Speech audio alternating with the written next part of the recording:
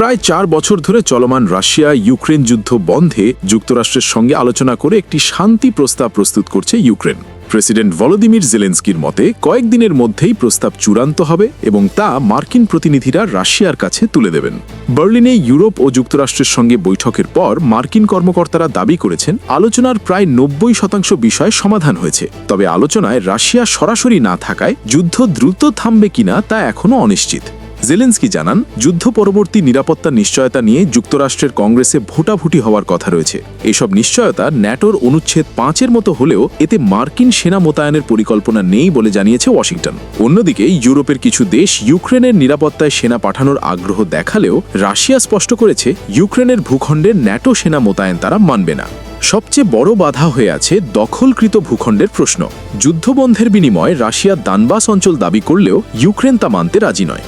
এই বিরোধ কিভাবে মিটবে তা এখনও পরিষ্কার নয়। এদিকে যুদ্ধের ক্ষতিপূরণ আদায়ে আন্তর্জাতিক কমিশনের কাজ শুরু হয়েছে নেদারল্যান্ডসের দ্য হেগে। ইউরোপীয় নেতারা বলছেন জবাবদিহি ও ক্ষতিপূরণ ছাড়া টেকসই সমাধান সম্ভব নয়। তবে রাশিয়া যুদ্ধাপরাধের অভিযোগ ও জব্দ করা সম্পদ দিয়ে ক্ষতিপূরণ দেওয়ার প্রস্তাব দুটোই প্রত্যাখ্যান করে আসছে। সব মিলিয়ে শান্তির প্রস্তাব সামনে এলেও বাস্তব সমাধান এখনও অনেকটাই নির্ভর করছে মস্কোর অবস্থান ও আসন্ন আলোচনার ফলাফলের উপর।